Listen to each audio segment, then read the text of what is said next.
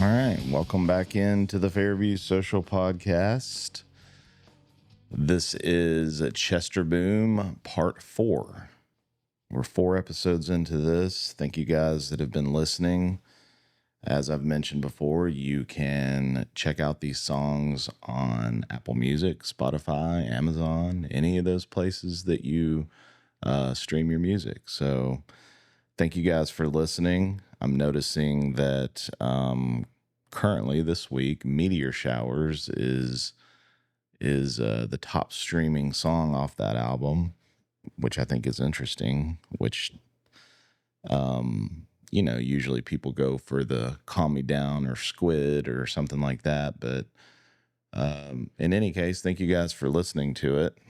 It's been fun doing these episodes because it gives me a chance to take a little walk down memory lane. Anyway, so where we last left off, we were transitioning from Destroying All the Sparkles into the newer stuff that Jeremy and I were writing. And something that just kind of sticks out in my mind is that when Jeremy and I were writing a lot of these newer songs, there's a song called Make Believe World, which I'll show you here in a second. It's probably one of the only songs that we have that are really worth listening to recorded, because this actual version of this song, I can't remember if it was, we did a version at Belmont with our friend Ryan Lassen. After we did this quote unquote spec deal with Jay Seaman, we picked one of our favorite songs off that album, and Ryan had a project at Belmont, so we recorded it. I think this is from that. I could be wrong. But in any case, this is a pretty decent quality recording. The song is, it's like I said, it's called Make Believe World. It's just, I wrote the lyrics about just feeling like nobody understands what you're thinking or what you're, I don't want to say going through. It wasn't as traumatic as that, but I guess a lot of us think that we live in this fantasy world, or we see the world different than other people. When you're growing up, you kind of have this idea that that maybe your life is fake or a joke, or maybe people just aren't seeing what you're seeing, which I think is even true even now. You see what's going on in the world and you're just kind of like, what the fuck is going on? And so you kind of conjure up this idea of life and world and all that kind of stuff in your mind. And so, yeah, that's where this song kind of came from. Something funny about this song is, I had written out the bass of all of it, and Jeremy and I were wanting to, get out of this pop woohoo type of music. It's funny because when you look at the whole bigger picture in retrospect, you see so many bands do this. You see the Beatles did this. They got out of their poppy thing and they wanted to, go into this, perhaps maybe the music that they liked better, or the direction that, maybe they always felt that they were going to go in. Or any band, name any band, there's an evolution of them. They're not just play this particular sound. Well, there are a bunch of them, If you're listening to the Grateful Dead, you know what you're going to get with the Grateful Dead. But I've always leaned into, I really like bands that usually the critics rip them apart when they release the new album, where the music's just completely different than the last album. They're kind of reinventing themselves, which I think that some bands do that intentionally just to stir up controversy. But I think a lot of bands just genuinely don't, they're just evolving. They don't want to do the same thing over and over and over. And I think that that's kind of how Jeremy and I were. So we were writing some more adult type things, a little more deeper lyrics, a little more harder music. And I'll never forget, I was standing in Old Man Studios, this little house that we were living in, me and my dad and my brother at the time. We called it Old Man Studios. We talked about it in some other episodes. You can check that out. But I was in that room where we recorded stuff, and I kind of wrote the bass of this song, and I was like, I need a real heavy part in it. I need a real heavy, I just want to fucking rock. I wanted to put that Metal Zone pedal to the test. And so in the middle of this song, you'll hear it right before it goes into the quote unquote guitar solo part. But it's like dun dun dun dun dun dun dun dun dun dun. So when you hear it, you may think the same thing. And at the time, there was a band called, actually they're still around, Three Doors Down. I guess they were a good band at the time. I never really got into them, but their songs were poppy. Some of them were heavy. And so I wrote this part, and I remember I told Jeremy, I said, this part doesn't sound too Three Doors Down, does it? And we got a good laugh out of that, because it's like kind of like what I was talking about before. We would come up with these heavy parts or come up with some kind of random part and plug it into a song somewhere, which I'm sure a lot of musicians do that kind of stuff. But this part, it belonged in this song. It sounded good. It was acceptable. It wasn't just off the wall to where you can't imagine it being in there. And it rocked, man. We were happy with it. We were like, because we were going through this, we wanted to play harder rock kind of stuff. So we put that in there, and it comes out of that heavy part into like a real harmonic guitar solo thing that I really liked. Jeremy came up with the harmonies on it, and it was fun doing that when we were playing live shows. But the song is really good. It's funny because years after, we decided, hey, if we ever re-record this, we're going to remove that heavy part, because it's not really who we were, when we stopped playing. I don't want to say who we were. That sounds fucking stupid. It's just, it's not, I don't know. It's just not a good enough representation of what Chester Boom was. We were just going through a stage there where we wanted to do some heavy stuff. And so we plugged that part into the song. And, a couple years after that, when we were playing shows, we'd actually take that part out and just play the harmony guitar solo, which I really love. But I'm going to play this for you now. Again, I'm going to have some songs coming up here that I'm kind of using AI, and we'll talk about that in a second when we come back. But a lot of the songs that we have aren't really that good. We don't have a good recording of it. But this song, we do have a good recording, and check it out. Let me know what you think, and thank you for listening. Be back in a second. Sometimes I put my life to the test to see if I can live, breathe, and die like the rest. I don't think I will succeed. There's too many irrelevant theories in me. Maybe I'm crazy and possibly jaded, but I know what is best for me. 'Cause in my mind I know the truth. I guess that's what separates me and you. We live in a world that's make-believe. I've lost all hope in making you see. Just give me a chance and I'll let you into a world that's only in dreams. But I'm sitting here all by myself. I wish I had some company. On second thought, maybe you're right. I think too much and my brain is locked too tight. I have created my own world. It's becoming way too much for me. I was wrong all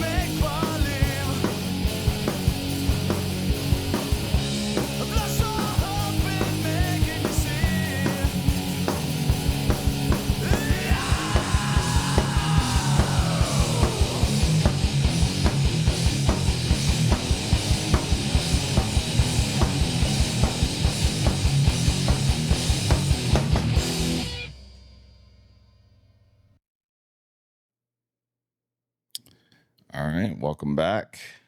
That was Make Believe World, and as I'm sure you could hear, the hard part in it was it's just funny thinking about it years and years later. It's just unnecessary. You know, if you take the hard part out in the middle and the end, it's actually a great song. You know, I'm pretty proud of that one. Even years later, it's a cool song, and I really like the sound of it, and I'm grateful that we have at least a decent recording of it.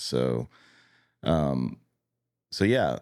So like I said a minute ago, we were going through this stage of harder music.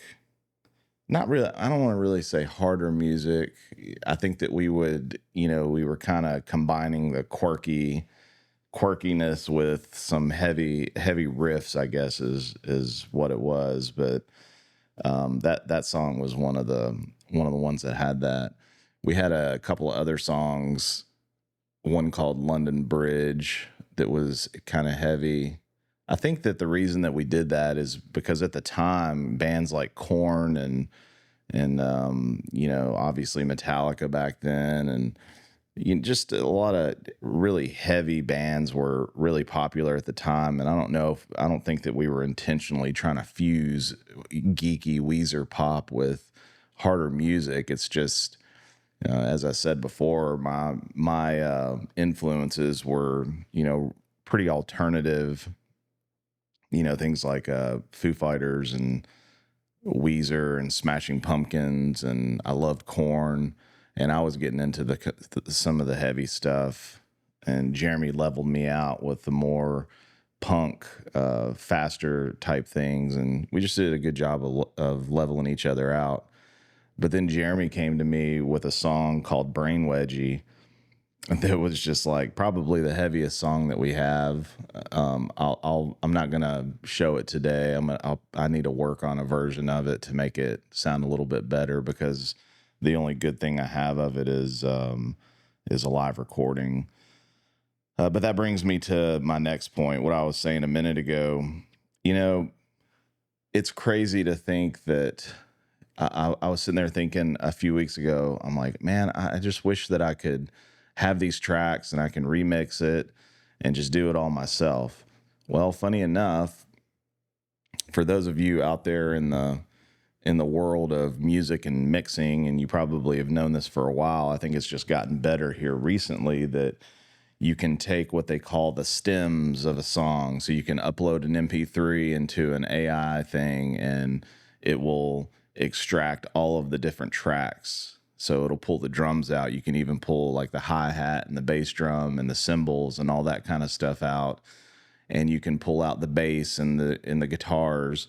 The first one I did would only pull out one guitar track, so you couldn't have a lead and a rhythm. But then I found another one that did the lead and the rhythm, and then it'll extract the main vocals or the backing vocals. And so I found that just a week or so ago, and I was playing with it, and it's not perfect by any means. It's really not. It's not perfect at all, but it's decent enough to where you can grab a song and grab the parts and readjust and make it sound a little bit better. You can't do a ton of awesome things with it, but it's enough that you can extract take a live song and readjust it and make it a little bit better. And so that's what I started doing with the next song that I'm going to show you.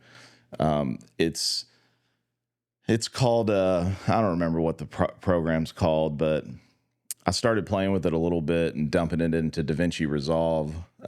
Obviously, you should use something like Pro Tools or at the very least GarageBand or something like that to do this. But I'm familiar with DaVinci Resolve because I use it for the podcast here, and so I was just kind of playing with it in there.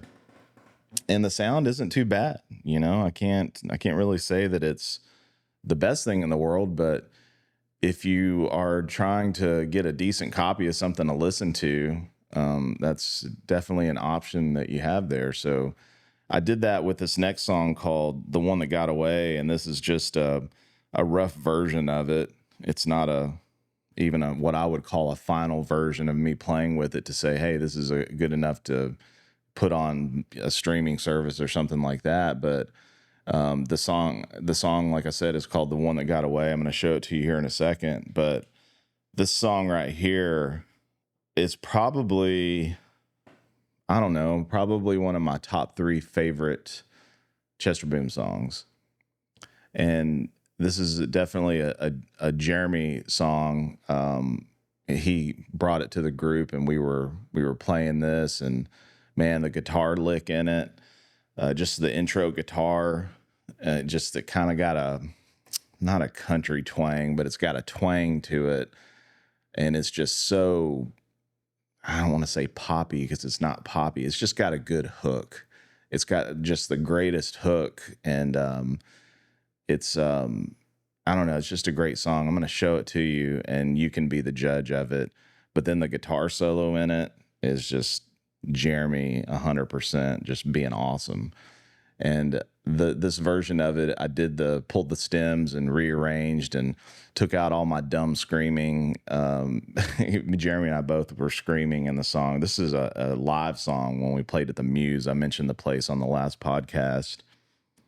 And it's funny because back then they had a guy running the board that would record all the shows, and he mixed it pretty decently, and he would burn us a CD at the end of it. That was back when burning CDs was the thing to do. MP3s weren't really available at the time, or they weren't as widely known as they are now, but he'd burn us a CD of the show, and we'd go back and listen to it. And some of the shows that we played sounded better than others through that board. But what I do have in my possession is a pretty decent sounding show that we recorded at the Muse. I think it was back in, I don't know, man. It was 03, 04, something like that. Maybe even 02, I don't know. It was back then, way back then. But the show sounded pretty good for being a shitty little crack house club. We had pretty decent crowd, I believe, that night. But I took this song and I stripped all the tracks on it and kind of rebuilt it a little bit and adjusted. And there's some areas in it that made it sound wonky that I don't know how to fix just yet, but it's just me playing around with the song, trying to make it sound better. But I'm going to play you the song now, and you guys can check it out. And just remember, it's not perfect. So don't, that part's fucked up where this guitar is, or this vocal. Look, the fucking vocals sounded like shit anyway, because I don't know how great of a singer me or Jeremy even is to begin with. Jeremy much better than me. But, I mean, it's a live show too, a lot of energy, a lot of jumping around and doing all that kind of stuff. But check this song out. It's called "The One That Got Away." It's on my favorite top 3 list. So this song is very important to me. And Jeremy, this is my open invitation for you to come and talk about it. Love to talk to you about this song because it is one of my favorites. So this is "The One That Got Away." Check it out.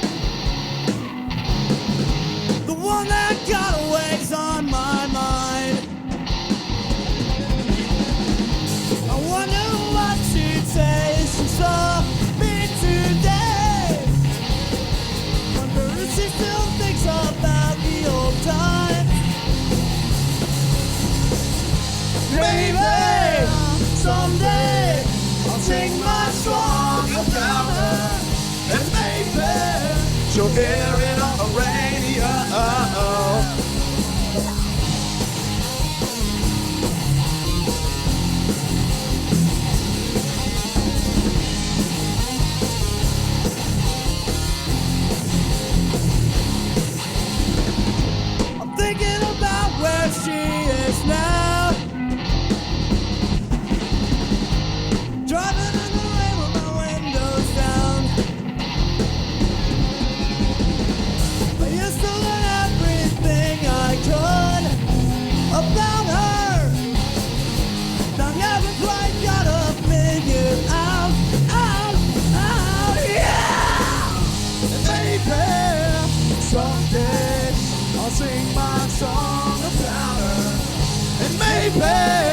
so hear it on the radio. Maybe to hear my words and start to cry. 'Cause I felt this way since such a long time ago.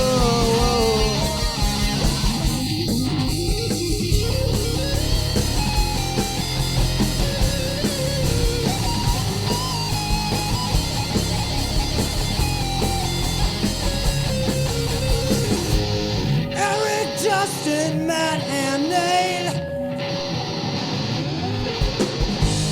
Just looking in silence to hate, hate, hate. Yeah. Maybe someday I'll sing my song about her. And maybe she'll hear it on the radio. Maybe she'll hear my words and start to try. 'Cause I felt this way since such a long time now. Ooh, yeah.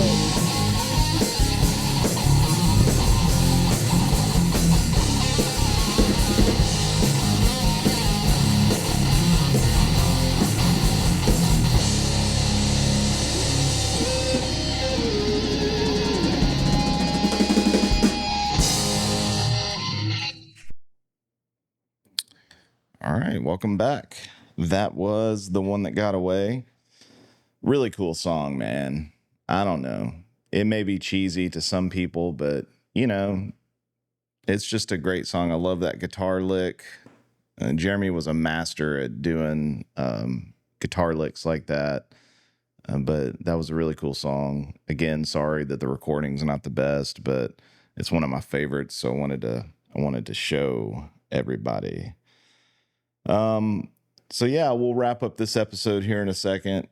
I'm going to give you guys a little treat. Actually, that's dumb. It's not a treat. I have a video here that I'm going to show you, and we'll show it in some future episodes, some other songs, that we recorded at the Muse. Remember, this is era 2002-ish, 3-ish. And it's this particular one is Where Is She? From the Destroying All the Sparkles. We talked about that song in the last episode. But it's funny because I was just watching the video a minute ago, and you know, this was way before phones had cameras on them. You know, you'd been lucky back then to have a flip phone.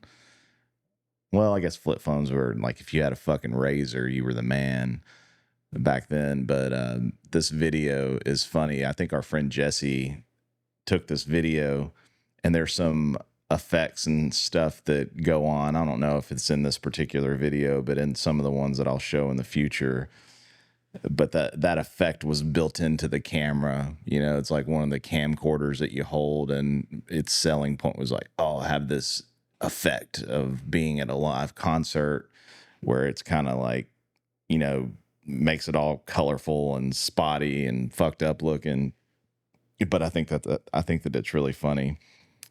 But this is Where Is She? Live at the Muse.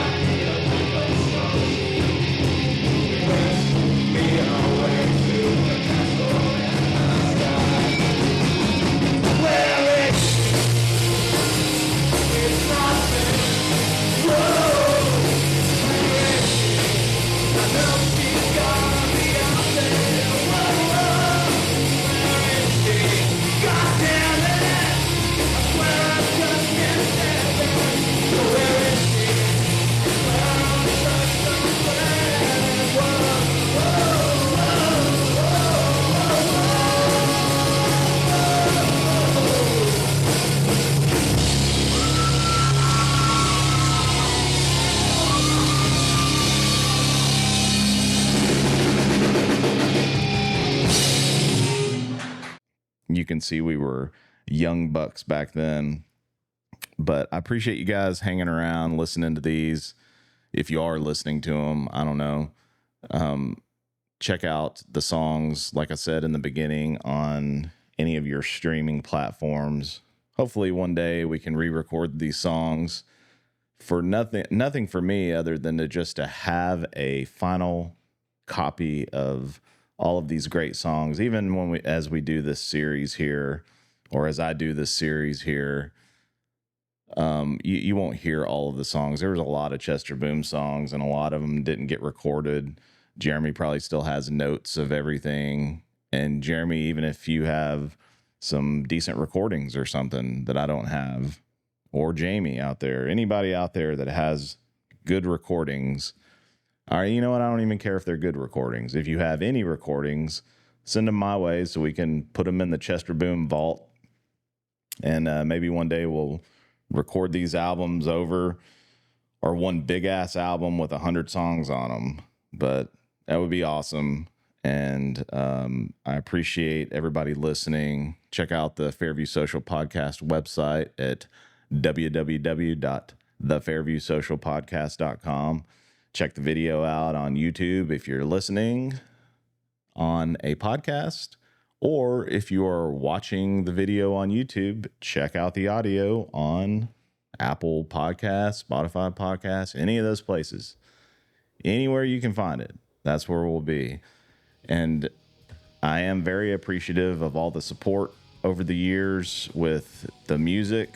For those of you that know me for a long time, appreciate the support of the podcast. It's a fun thing to do, sitting here on a rainy Saturday morning, reminiscing on some old times. But we'll be back with a new episode sometime, whenever. So thanks a lot, everybody.